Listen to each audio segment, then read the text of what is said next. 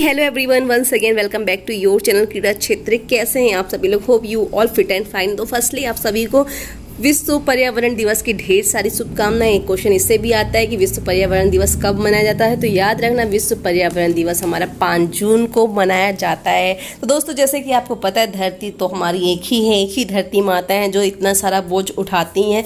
तो आप सबकी हमारी कुछ रिस्पॉन्सिबिलिटीज़ होती हैं कि हम भी इस धरती को स्वस्थ बनाने के लिए, पर्यावरण को स्वस्थ बनाने के लिए कुछ तो कुछ कर ही लिया करें। पेड़ों को पानी दे दिया करें, पेड़ लगा लिया करें, प्लस जो है अपने घरों की छतों पे, बालकनी में, जहाँ भी आपके यहाँ पे चिड़िया, पंछी, कबूतर, ये सारी चीज़ें आती हैं, वहाँ पे आप पानी ज़रूर रखो। यार गर्मी इतनी पड़ रही है तो जानवरों के लिए, पंछियों के लिए पीने के लिए पानी ज़रूर रखो। अपने घर में जो बच्चे हैं ना, उनको बोलो करने के लिए कि थोड़ा सा टीवी फ़ोन से दूर होकर थोड़ा सा ये सारी एक्टिविटी भी करें, ठीक है? तो ऐसा ही करना चाहिए। और कभी पेड़ नहीं लगाते हो तो यार एक पेड़ अपने बर्थडे के दिन ज़रूर लगाओ, ठीक है? कहते हैं जो एक पेड़ होता है वो 10 पुत्रों के बराबर होता है। तो पेड़ों में ही हमारे जीवन की खुशियां समाई हैं दोस्तों। अगर पेड़ होंगे, ऑक्सीजन होगी, हवा होगा, पानी होगा, सभी होगा, ठीक है? तो चलो, ये थोड़ा सा ज्ञान की बातें हो गई थी। चलो अब आज स्टार्ट करते हैं हम लोग 125 क्वेश्चन की क्वेश्चन सीरीज जो है हमारी। तो चलिए स्टार्ट करते हैं क्वेश्चन नंबर फर्स्ट से। तो क्वेश्चन फर्स्ट है हमारा, जिस साक्षात्कार के माध्यम से छात्र के घर तथा वातावरण के संबंध में सूचनाएं प्राप्त की जाती हैं वो क्या कहलाता है? तो मानिए आप एक टीचर हैं, ठीक है? एक टीचर हो, अब आपको अपने स्टूडेंट के बारे में, उसके घर तथा उसके वातावरण के बारे में इंफॉर्मेशन लेनी है, तो आप की नज़र में वो क्या कहलाएगा? सूचनात्मक साक्षात्कार कहलाएगा, या परामर्श साक्षात्कार कहलाएगा, उपचारात्मक कहलाएगा, निदानात्मक कहलाएगा, क्या कहलाएगा आपके अकॉर्डिंग? तो दोस्तों देखिए, हमको क्या करना है कि जिस साक्षात्कार के माध्यम से छात्र के घर और वातावरण के संबंध में सूचनाएं प्राप्त करनी, उसके घर के बारे में, उसके अगल बगल के माहौल के बारे में, तो वो हमारी परामर्श तो देना नहीं, हमको परामर्श तो होगा नहीं। निदानात्मक मीन्स निदान तो करना, कुछ निदानात्मक तो करना नहीं है हमको, उपचारात्मक भी नहीं होगा। तो हम लोग सूचना प्राप्त कर रहे हैं ना, तो यहाँ पे राइट आंसर ए हो जाएगा, सूचनात्मक साक्षात्कार। ओके, अगला क्वेश्चन नंबर 2 है कि व्यक्तिगत अंतर को प्रभावित करने वाले तत्व हैं। तो व्यक्तिगत अंतर को प्रभावित करने वाले तत्व, जैसा कि जानते हैं कि बहुत ईजी है, बहुत बार हम लोगों ने सॉल्व कर लिया, तो ये वंशानुक्रम और वातावरण कहलाता है। क्वेश्चन नंबर 3 है हमारा, वातावरण के साथ सामान्य तथा स्थायी समायोजन ही व्यक्तित्व है। इस जो ये डेफिनेशन है, ये परिभाषा किसने लिखा है बताना है आपको। तो किसने लिखा है दोस्तों? ये डेफिनेशन जो है बोरिंग के अकॉर्डिंग है, ठीक है? बोरिंग ने किसके बारे में बात किया है? सामान्य व स्थायी समायोजन के बारे में बात किया, ठीक है? क्वेश्चन नंबर हमारा 4 है। तो 4 में कहा गया, जैविकी कारकों को किन भागों में बांटा जा सकता है?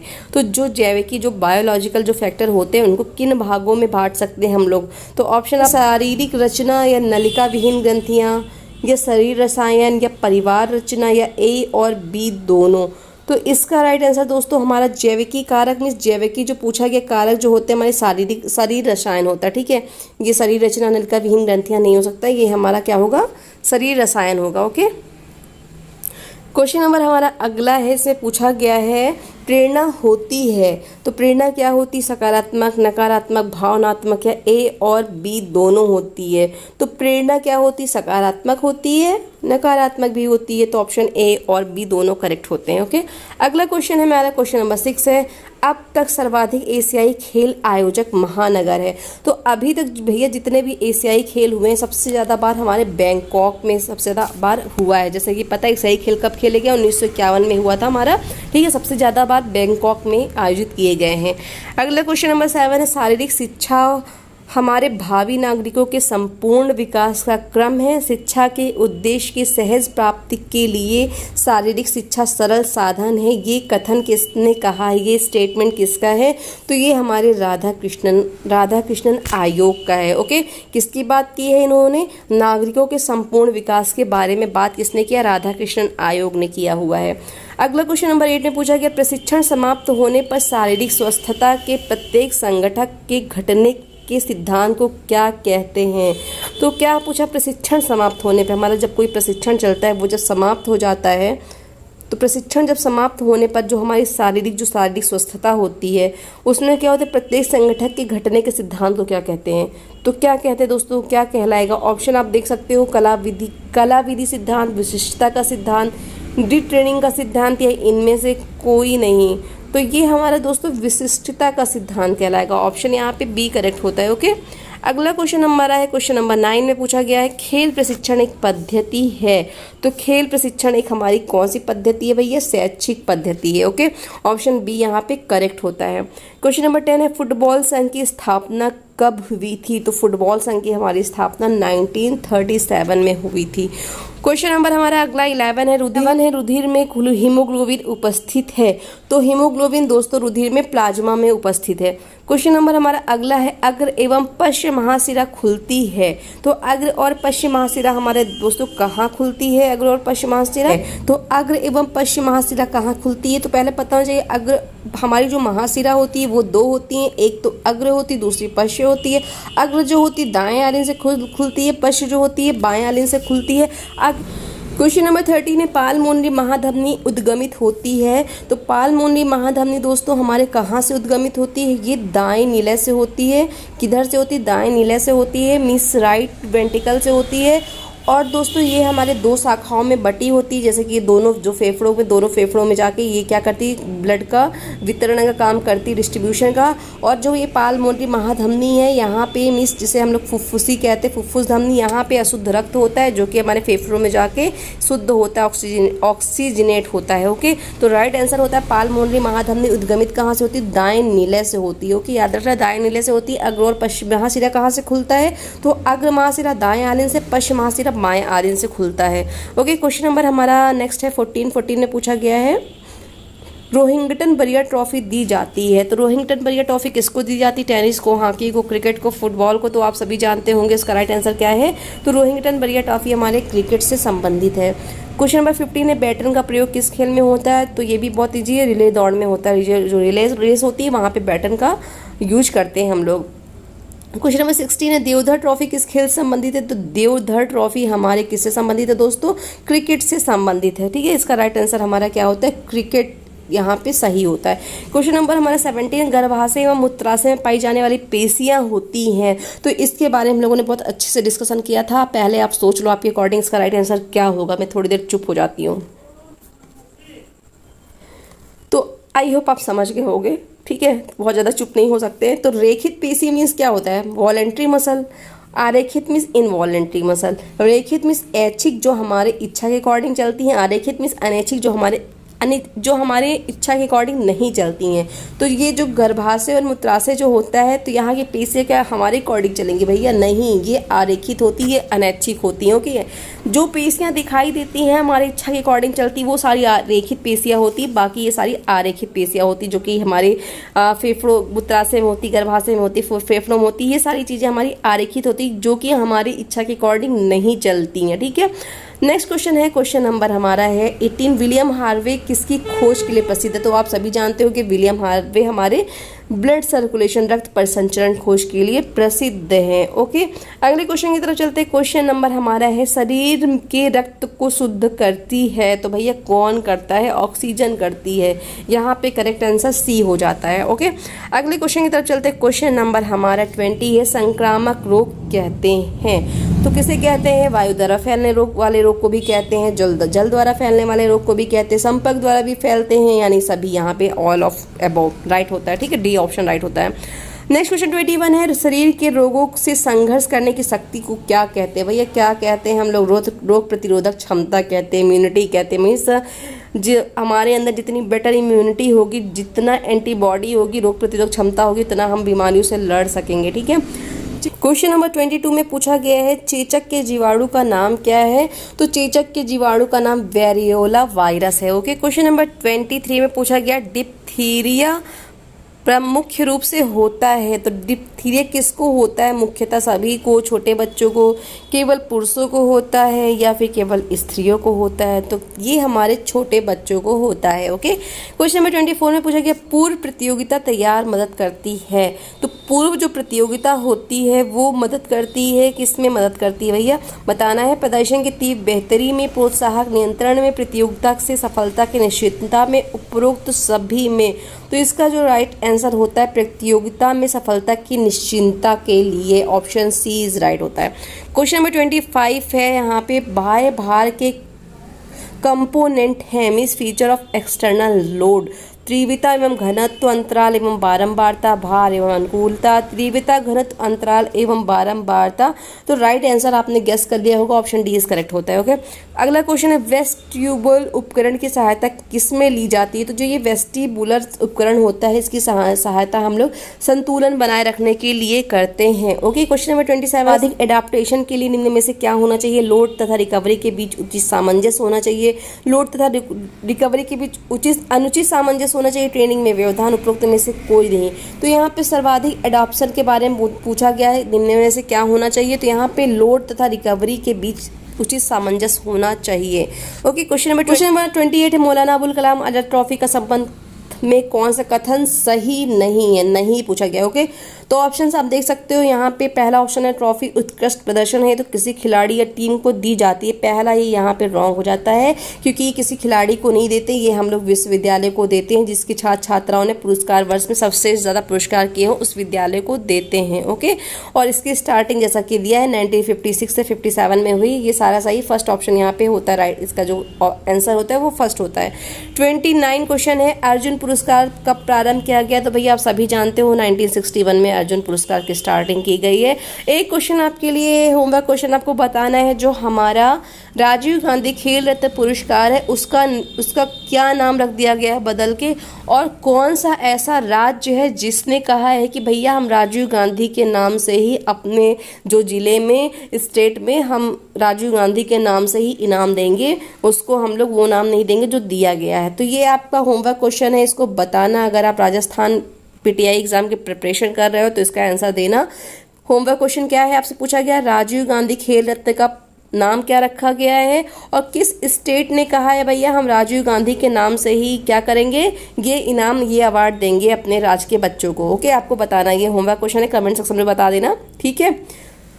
क्वेश्चन नंबर 30 है हमारा, लंदन ओलंपिक हेतु भारतीय हॉकी टीम ने किसे हराकर अर्हता प्राप्त की थी? तो किसे हराया था भैया लंदन में ओलंपिक हेतु जो हमारी हॉकी टीम ने किसको हराकर जीता था? तो यहाँ पे राइट आंसर जो हमारा होता है ऑप्शन सी जो होता है फ्रांस को। ओके, अगला क्वेश्चन है, द्रोणाचार्य पुरस्कार प्रदान किए जाते हैं तो किसको किए जाते हैं भैया? यहाँ पे हमारे जो सर्वाधिक स्कोर बनाने वाले खिलाड़ी नहीं, विख्यात प्रशिक्षकों को दिया जाता है। ऑप्शन सी यहाँ पे करेक्ट होता है। अगला क्वेश्चन है हमारा, मौलाना अबुल कलाम आजाद ट्रॉफी किस वर्ष प्रारंभ हुई? देखो फिर से आ गया, अभी हम लोगों ने डिस्कशन किया था इसके बारे में, तो 56-57 में हुआ था। ऐसे ही क्वेश्चन जब सॉल्व करते रहोगे ना, बार बार क्वेश्चन रिपीट होंगे तो फटाफट आपको ऐसे ही क्वेश्चन दिमाग में आ जाएंगे, उसके आंसर दे लोगे। बट चलो अगला क्वेश्चन हमारा क्या था, मौलाना अबुल कलाम आजाद ट्रॉफी किस वर्ष में स्टार्ट हुई? तो ये 56-57 में स्टार्ट हुई, जो कि हमारे विश्वविद्यालय को दी जाती है। ओके, क्वेश्चन नंबर 33, नाक, फेरिंग्स, लैरिंग्स, ट्रेकिया, ब्रोंकी और फेफड़े का संबंध किससे है? दोस्तों श्वसन तंत्र से। ये सीक्वेंस याद रखना क्योंकि नेट के एग्जाम में बहुत सारे टीजीटी पीजीटी जो भी एग्जाम होते हैं तो इसको सीक्वेंस वाइज लगाने के लिए बोलता है। ओके, तो ये इसका सीक्वेंस जरूर याद कर लेना, नाक के बाद क्या आता है, ये सारी चीजें किससे रिलेटेड है, तो ये हमारा श्वसन तंत्र से संबंधित है। ओके, अगला क्वेश्चन है, नॉक्स ने किस खेल में कौशल परीक्षण बनाया? तो नॉक्स ने किस में बनाया दोस्तों? नॉक्स टेस्ट किसके लिए होता है? तो नॉक्स टेस्ट जो होता है हमारा दोस्तों ये बास्केटबॉल के लिए होता है। ओके, किसके लिए? बास्केटबॉल के लिए होता है। ब्रेडी ने कौन सा टेस्ट बनाया? ब्रेडी ने किस खेल को खेलने की योग्यता मापन एवं परीक्षण बनाया? तो ब्रेडी टेस्ट हमारे वॉलीबॉल के लिए होता है। ओके, क्वेश्चन दोस्तों क्वेश्चन नंबर हमारा है क्वेश्चन नंबर 36 है, मीन्स छात्रों के वर्गीकरण के लिए अपनाई जाने वाली विधियां कौन सी हैं? तो कोजन विधि, मैक्रॉय विधि, अटलांटिक सिटी विधि, ये सारी हमारी राइट यहाँ पे होती हैं। ओके, क्वेश्चन नंबर 37 है, एशियाई खेलों का जन्मदाता कौन है? तो एशियाई खेलों के जन्मदाता जो हमारे हैं वो आप समझ गए होंगे, गुरुदत्त सोंधी जी हैं। क्वेश्चन नंबर 38 है, स्पार्टन शिक्षा का उद्देश्य क्या था, क्या प्राप्त करना चाहते थे? तो ये इनका जो उद्देश्य था वो था दोस्तों बौद्धिक या अच्छा नागरिक या सैनिक। तो इसका राइट आंसर जो होता है दोस्तों अच्छा सैनिक था। स्पार्टन का जो उद्देश्य था अच्छे सैनिक प्राप्त करना था, अच्छे सैनिकों की व्यवस्था करना था। ओके, अगला क्वेश्चन है, वह संस्था जो एशियाई खेलों पर नियंत्रण करती है? तो वह संस्था कौन सी जो एशियाई खेलों पर नियंत्रण करती है उसको हम लोग बोलते हैं IOA, ठीक है। IOA जो है वो मीन्स इंडियन ओलंपिक एसोसिएशन जो है वो हमारी किस पे, जो एशियाई खेल है उसका जो है क्या करती, नियंत्रण करती है। क्वेश्चन नंबर हमारा 40, रोमन सम्राट जिसने प्राचीन ओलंपिक खेलों पर रोक लगाई थी। तो कौन था रोमन सम्राट जिसने प्राचीन ओलंपिक खेलों पर रोक लगाई थी? तो आप सभी जानते हो थियोडोसियस थे जिन्होंने क्या किया था, रोक लगाई थी। ओके, क्वेश्चन नंबर 41 की तरफ चलते। 41 में कहा गया वर्ष 2010 में एशियाई खेल कहाँ खेले गए थे? तो 2010 में जैसा कि आप जानते हो ग्वांगझू में हमारे हुए थे। अगला क्वेश्चन है जर्मनी में स्कूल ऑफ जिम्नास्टिक किसने शुरू किया था? तो एडोल्फ स्पीज ने शुरू किया था। क्वेश्चन नंबर 43 है दोस्तों, राजकुमारी अमृत कौर कोचिंग की शुरुआत कब हुई? तो इसकी शुरुआत जैसा कि आप सभी जानते हो बहुत बार हम लोगों ने किया, 1953 में हुई है। स्कूल गेम फेडरेशन की स्थापना कब हुई? तो स्कूल गेम्स फेडरेशन की स्थापना 1954 में हुई है। अब क्वेश्चन नंबर 45 आता है हैवी एक्सरसाइज करते समय रक्त का सप्लाई किस ओर होता है? तो हैवी एक्सरसाइज करते समय जो ब्लड का सर्कुलेशन होता है वो हमारे स्केलेटल मसल की ओर होता है। ऑप्शन बी करेक्ट होता है यहाँ पे। निम्न में से कौन सा हार्ट टिश्यू है? तो हार्ट टिश्यू कौन सा, आप समझ गए होंगे, बोन जो होता है वो हार्ट टिश्यू है। रक्त में प्लाज्मा का प्रतिशत होता है, तो रक्त में जो प्लाज्मा का परसेंटेज होता है दोस्तों वो हमारा होता है 50 to 60%। कितना होता है? 50 से 60% यहाँ पे होता है। अगला क्वेश्चन नंबर हमारा 48 है हृदय में रक्त ले जाने वाली नलिकाएं कहलाती हैं, क्या कहलाती हैं? ये क्वेश्चन भी हम लोगों ने किया हुआ है। तो हृदय में रक्त ले जाने वाली नलिकाएं हमारी क्या कहलाती है भैया? धमनियां कहलाती हैं। ओके, क्वेश्चन नंबर 49 है सेल्डन द्वारा शरीर के वर्गीकरण है, बताइए। तो सेल्डन ने एंडोमार्फ, मेसोमार्फ, एक्टोमार्फ, उपर्युक्त सभी ये सब सेल्डन ने दिया हुआ है। ओके, अगला क्वेश्चन है हमारा बिलियर्ड्स टेबल की कितनी टांगे होती हैं? मीन्स जो हमारी बिलियर्ड की टेबल होती है तो उसकी जो पैर होते हैं वो कितने होते हैं आपको बताना देगा। क्वेश्चन कैसे भी आ सकते हैं, कुछ भी दे देगा भैया, पढ़ के रखना। तो कैसे होते हैं, कितनी टांगे होती हैं उसकी? हमारी तो 2 होती हैं, उसकी 8 होती हैं। ओके, बिलियर्ड की टेबल की 8 लेग होते हैं, याद रखना, 8 पैर होते हैं। क्वेश्चन नंबर 51 में पूछा है शरीर में प्राकृतिक सुरक्षा का कार्य करता है। तो कौन सा विटामिन है जो हमारी बॉडी में सुरक्षा प्रदान करता है, सुरक्षा देने का काम करता है? तो वो विटामिन हमारा है, वो विटामिन ई कहलाता है जो कि हमें प्राकृतिक सुरक्षा प्रदान करता है। क्वेश्चन नंबर 52 हम लोगों ने किया हुआ है रावलपिंडी के नाम से किसे जानते हैं? तो रावलपिंडी हमारे कौन है? शोएब अख्तर को हम लोग रॉयल पिंडी एक्सप्रेस के नाम से जानते हैं। क्वेश्चन नंबर 53 दुनिया का सबसे पुराना फुटबॉल क्लब कहाँ पर है? तो कहाँ पर है दोस्तों? कुआलालंपुर में है। ओके, क्वेश्चन नंबर अगला है नेक्स्ट हमारा 54 में पूछा गया निम्न में से कौन सी मांसपेशी कमर की सबसे चौड़ी मांसपेशी होती है? तो दोस्तों लेटिमस डॉर्सी जो होती है वो सबसे चौड़ी होती है। ओके, अगला क्वेश्चन हमारा है आधुनिक हॉकी खेल का जन्मदाता कौन है? तो आधुनिक हॉकी खेल का जन्मदाता हमारा इंग्लैंड है। अगला क्वेश्चन हमारा है क्वेश्चन नंबर 56 में पूछा गया है। 56 में कहा गया ओलंपिक खेलों की अवधि कितने दिनों की होती है? तो जैसा कि आप सभी जानते होंगे ओलंपिक खेलों की जो अवधि होती है वो 16 डेज होती है। ठीक है, क्वेश्चन नंबर 57 में पूछा गया है कि मनुष्य के शरीर की सबसे मजबूत हड्डी का नाम क्या है? तो मनुष्य के शरीर की सबसे मजबूत हड्डी कौन सी होती है दोस्तों? ऑप्शन अकॉर्डिंग मैंडिबल होती है। ओके, मैंडिबल सबसे मजबूत होती है और फीमर सबसे लंबी होती है। ठीक है, अगला क्वेश्चन अर्जुन अवार्ड कब प्रारंभ किया है गया है? तो ये रिपीट हो गया है क्वेश्चन यहाँ पे देखिए, तो 1961 में। ओके, गोनियोमीटर मापन में प्रयुक्त होता है। तो गोनियोमीटर आप जानते हैं क्या मापने के लिए प्रयुक्त होता है? तो यहाँ पे ऑप्शन अकॉर्डिंग हाथ की शक्ति मापने के लिए प्रयुक्त होता है। 16 है कि पृष्ठशूल मीन्स बैक एक प्रकार का विकार है जो कहाँ होता है? ये हमारे कटी क्षेत्र में होता है।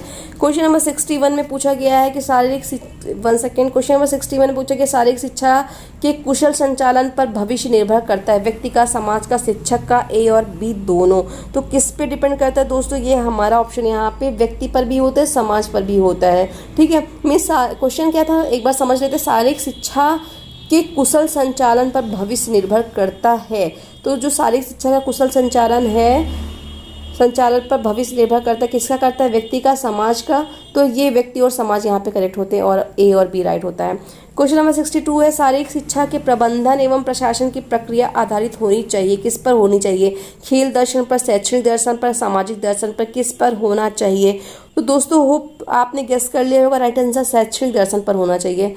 ठीक है, अगला है प्रबंधन एवं प्रशासन में मूल्यांकन है। तो जो हमारा प्रबंधन और प्रशासन है उसमें मूल्यांकन क्या होता है? आवश्यक, अनावश्यक, कभी कभी या स्पष्ट नहीं।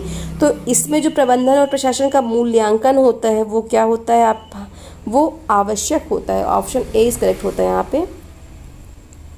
ठीक है। क्वेश्चन नंबर 64 में पूछा गया प्रबंधन एवं प्रशासन को कार्य करते समय क्या ध्यान रखना चाहिए? विद्यालय का वातावरण, सामाजिक वातावरण, राजनीतिक वातावरण या बी और सी। तो जो हमारा यहाँ पे करेक्ट आंसर होता है वो हमारा होता है जो प्रबंधन एवं प्रशासन का कार्य करते समय ध्यान देना चाहिए। क्या ध्यान देना चाहिए कि हमारा सामाजिक वातावरण कैसा है यहाँ पे, ठीक है। राजनीतिक कोई मतलब नहीं, विद्यालय का वातावरण, सामाजिक वातावरण पे इसको ध्यान देना चाहिए। ओके। क्वेश्चन नंबर हमारा 65 में पूछा गया प्रबंधन एवं प्रशासन आधारित होना चाहिए। किस पे आधारित होना चाहिए? खेल तथ्यों पे, वैज्ञानिक तथ्यों पे, सामाजिक तथ्यों पे, शैक्षणिक तथ्यों पे। तो किस पे होना चाहिए दोस्तों? ये हमारा होना चाहिए वैज्ञानिक तथ्यों पे, साइंटिफिक मेथड पे आधारित होना चाहिए। क्वेश्चन नंबर 66 में पूछा गया प्रबंधन एवं प्रशासन होना चाहिए परिवर्तनीय, अपरिवर्तनीय, कठोर, बी और सी। तो जैसे समझ गए होंगे प्रबंधन और प्रशासन हमारा क्या होना चाहिए? परिवर्तनीय होना चाहिए, ठीक है, परिवर्तनीय होना चाहिए। अगले क्वेश्चन की तरफ बढ़ते। क्वेश्चन नंबर हमारा 67 है। निम्नलिखित में से कौन सा नेतृत्वकर्ता का दायित्व है? जो नेतृत्वकर्ता होता है, लीडर होता है, उसका दायित्व क्या होता है? अध्यापन, निरीक्षण, व्यवस्था या ये सभी। तो इसका राइट आंसर दोस्तों क्या होता है? एक नेतृत्वकर्ता का दायित्व ये सभी होता है। Okay, option D is correct होता है। कि क्वेश्चन नंबर 69 है शारीरिक शिक्षा में खेल के नियमों की जानकारी प्रदान करता है। तो कौन करेगा दोस्तों शारीरिक शिक्षा के बारे में? हमारा शारीरिक शिक्षक करेगा। ऑप्शन यहाँ पे करेक्ट होता है 69 का। अगला क्वेश्चन हमारा क्वेश्चन नंबर 70 है। पूछा गया Christian college of physical education Lucknow की स्थापना कब हुई? तो लखनऊ फिजिकल एजुकेशन कॉलेज की स्थापना 1932 में हुई है। YMCA की 1920 में हुई, कांदीवली की 1938 में हुई। ये सारे विद्यालय जो स्थापना याद करें ना, कुछ फेमस जो हैं जो की क्वेश्चन में रिपीट होते रहते हैं, ठीक है। क्वेश्चन नंबर 71 में पूछा गया महात्मा बुद्ध के जन्म उपरांत भारत में पहली बार स्वशासन आया है, इस काल को कहते हैं। तो दोस्तों पूछा गया जब महात्मा बुद्ध का जब जन्म हुआ था, उनके जन्मोपरांत कौन सा ऐसा सुशासन था जो आया था? सुशासन कौन सा शासन था मीन्स, तो कौन सा आया था? वेद काल, महाकाव्य काल, नालंदा काल, ऐतिहासिक काल। तो यहाँ पे इसका राइट आंसर दोस्तों होता है ऐतिहासिक काल। जो यहाँ पे सुशासन आया था किसके? महात्मा बुद्ध के जन्मोपरांत, तो ऐतिहासिक काल आया था। ओके। क्वेश्चन नंबर 72 में पूछा गया क्रिकेट का प्रचार प्रसार किस काल में हुआ था? तो क्रिकेट का प्रचार प्रसार किस काल में हुआ था? तो इसका आंसर आप सभी जानते हो कि ब्रिटिश काल में हुआ था। ओके। क्वेश्चन हमारा 73 पूछा गया देश के सबसे बड़े तथा प्रतिष्ठित राजीव गांधी खेल रत्न पुरस्कार के संबंध में कथन सही नहीं है। तो बताना है, और आपका होमवर्क क्वेश्चन भी यही है। पूछा था मैंने कि राजीव गांधी खेल रत्न अवार्ड का इस टाइम पे नाम क्या रखा गया है, और कौन सा ऐसा राज्य है जिसने कहा है कि हम अपने राज्य के खिलाड़ियों को राजीव गांधी के नाम से ही अवार्ड देंगे, आपको बताना है। तो यहाँ पे इसका जो ऑप्शन देखते हैं क्या यहाँ पे करेक्ट नहीं है। तो पहला ऑप्शन है यह पुरस्कार प्रत्येक वर्ष विभिन्न खेलों में प्रदर्शित उत्कृष्ट प्रदर्शन है तो विभिन्न खिलाड़ियों को दिया जाता है, ये राइट होता है। ऑप्शन बी है पुरस्कार विभिन्न खेलों के किसी एक खिलाड़ी अथवा टीम को अभूतपूर्व प्रदर्शन हेतु दिया जाता है, ये भी करेक्ट होता है। ऑप्शन सी है यहाँ पे यह पुरस्कार आर्थिक वर्ष 1996-97 में प्रारंभ किया गया था, तो ये यहाँ पे रॉन्ग होता है क्योंकि 91-92 में इसकी शुरुआत हुई थी। और ऑप्शन डी है पुरस्कार में विजेता को 7.5 लाख रुपए नगद दिया जाता है। तो दोस्तों अब इस टाइम 25 लाख रुपए दिया जाता है अवार्ड, ठीक है। तो इसका राइट आंसर यहाँ पे सी होता है। तो क्वेश्चन नंबर हमारा 74 में पूछा गया है, देखते हैं। हमारा 74 में पूछा गया दोस्तों द्रोणाचार्य पुरस्कार के संबंध में कथन सही नहीं है। तो क्या कथन सही नहीं ये बताना है आपको। ऑप्शन ए है कि पुरस्कार जो है विख्यात प्रशिक्षकों को सम्मानित करने हेतु 1985 से प्रारंभ किया गया है, तो ये करेक्ट होता है यहाँ पे। बी है पुरस्कार में गुरु द्रोणाचार्य की मूर्ति और 5 लाख नगद तथा मानपत्र दिया जाता है, ये भी करेक्ट है। ऑप्शन सी है पुरस्कार वर्ष में केवल एक ही प्रशिक्षक को दिया जाता है, ये रॉन्ग है। ऑप्शन डी है पुरस्कार मानव संसाधन विकास मंत्रालय, ये भी सही होता है। दोस्तों ये पुराने के अकॉर्डिंग सही है, यहाँ पे 5 लाख पर इस टाइम 15 लाख रुपए कर दिया गया है, तो यहाँ पे करेक्शन कर लेना। तो इसका आंसर जो होता है सी होता है। मीन्स केवल एक ही प्रशिक्षक को नहीं दिया जाता है द्रोणाचार्य अवार्ड, जो भी उत्कृष्ट प्रशिक्षक होता है उसको द्रोणाचार्य अवार्ड दिया जाता है। ओके। क्वेश्चन नंबर हमारा 75 है जूडो में बाउट शुरू करने से पहले रेफरी किस शब्द का प्रयोग करता है? तो किस शब्द का यूज करता है दोस्तों? हाजीमे शब्द का यूज करता है। ये क्वेश्चन हमने सॉल्व किया, शायद हमारा राजस्थान में क्वेश्चन आया हुआ है पुराने पेपर में या किसी क्वेश्चन सीरीज में हमने अभी सॉल्व किया है, तो हाजीमे कहते हैं। ओके। क्वेश्चन नंबर हमारा 76 है दोस्तों। तो 76 में पूछा गया जूडो में छोटे नियमों उल्लंघन पर दंडित किया जाता है, तो क्या किया जाता है? सीडो द्वारा, चुई द्वारा, कोकू द्वारा, किसके द्वारा किया जाता है? तो इसका राइट आंसर जो होता है दोस्तों ये हमारा सीडो के द्वारा जो होता है दंडित किया जाता है, सीडो के द्वारा दंडित किया जाता है, ए ऑप्शन करेक्ट होता है। क्वेश्चन नंबर 77 है महिलाओं के लिए भाले का वेट कितना होता है? भाला में जेवलिन का वजन कितना होता है? फीमेल के लिए तो 600 ग्राम होता है, पुरुषों के लिए 800 ग्राम होता है। ओके। क्वेश्चन नंबर 78 है 3000 मीटर स्टीपल चेज में पानी के कूदों की संख्या कितनी होती है? तो स्टीपल जो चेज होती है वहाँ पे पानी की कूदों की संख्या 7 होती है। क्वेश्चन नंबर 79 में पूछा गया 400 मीटर हर्डल में स्टार्ट लाइन से प्रथम हर्डल की दूरी कितनी होती है। जो स्टार्ट लाइन से हर्डल की दूरी पूछी गई कितनी होती है 400 मीटर में, तो इसका जो राइट आंसर दोस्तों होता है 45 मीटर यहाँ पे होता है, राइट, ठीक है, 45 मीटर होता है। 400 मीटर हर्डल में स्टार्ट लाइन से प्रथम हर्डल की जो दूरी होती है वो हमारी 45 मीटर की होती है। ओके, क्वेश्चन नंबर 80 में पूछा गया एथलेटिक्स में पुरुषों के लिए क्रॉस कंट्री प्रतियोगिता की दूरी कितनी होती है। तो कितनी होती क्रॉस कंट्री की दूरी जो होती है पुरुषों के लिए वो हमारी होती है दोस्तों 12 किलोमीटर होती है। कितनी होती है 12 किलोमीटर होती है। ओके, अगला क्वेश्चन 82 में पूछा गया है। क्वेश्चन नंबर 81 में पूछा गया हेप्टाथलॉन प्रतियोगिता कितने दिन में पूरी हो जाती है। तो हेप्टाथलॉन जिसके बारे में जैसे जानते हैं कि 7 इवेंट होते हैं, महिलाओं के लिए होता है। डेकाथलॉन में 10 इवेंट होते हैं, पुरुषों के लिए होता है। और महिलाओं और पुरुषों के दोनों का जो टाइम होता है वो 2 दिन होता है। ऑप्शन सी यहाँ पे करेक्ट होता है।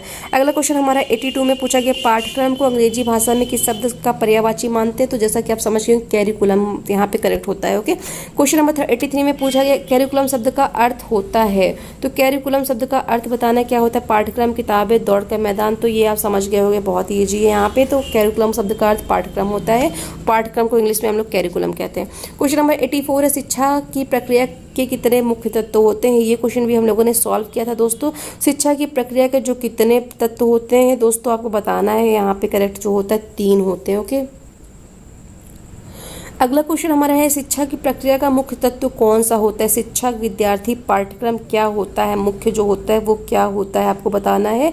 तो यहाँ पे जो मुख्य होता है वो हमारा सभी होते हैं। ये जो 3 मुख्य तत्व हैं, जब तीनों ही होंगे तभी शिक्षा पूरी होगी। शिक्षक होगा, विद्यार्थी होगा, पाठ्यक्रम होगा, ठीक है। तो शिक्षा की प्रक्रिया के मुख्य 3 तत्व कौन से हैं, ये तीनों हैं। और इन तीनों का होना एजुकेशन में बहुत जरूरी है। ओके, अगला क्वेश्चन हमारा 86 है। 86 में पूछा गया है पाठ्यक्रम में वे सब क्रियाएं सम्मिलित है जिनका हम शिक्षा के उद्देश्यों को प्राप्त करने हेतु विद्यालय में उपयोग करते हैं। ये किसका कथन है। तो ये स्टेटमेंट किसका है दोस्तों बताना है। तो ये इसका राइट आंसर मुनरो ने कहा है ये। ओके, ऑप्शन बी यहाँ पे करेक्ट होता है। क्वेश्चन नंबर 87 मनुष्य शरीर में पानी की मात्रा कितनी होती है। तो मनुष्य के शरीर में पानी की मात्रा कितनी होती है ये आप सभी जानते होंगे, 70% यहाँ पे राइट होता है।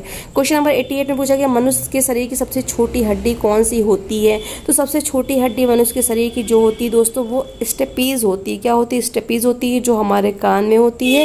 तो यहाँ पे दिया नहीं है दोस्तों ऑप्शन के अकॉर्डिंग।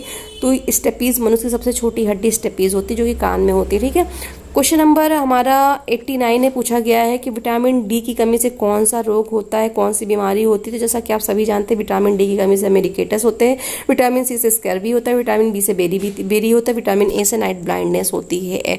ओके, क्वेश्चन नंबर हमारा 90 है। 90 पूछा गया है। क्वेश्चन नंबर 90 है। 90 में पूछा गया रक्त किन चीज़ों से मिलकर बनता है।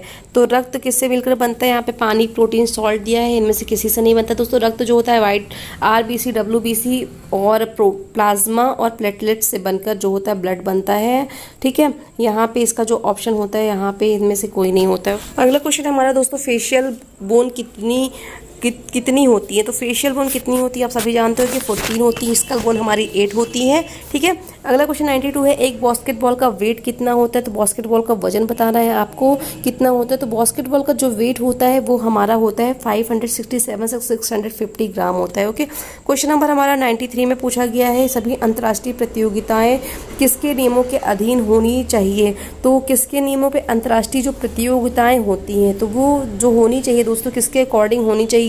तो इसका जो राइट आंसर होता है AAFI, ठीक है। ऑप्शन यहाँ पे डी जो होता है वो करेक्ट होता है।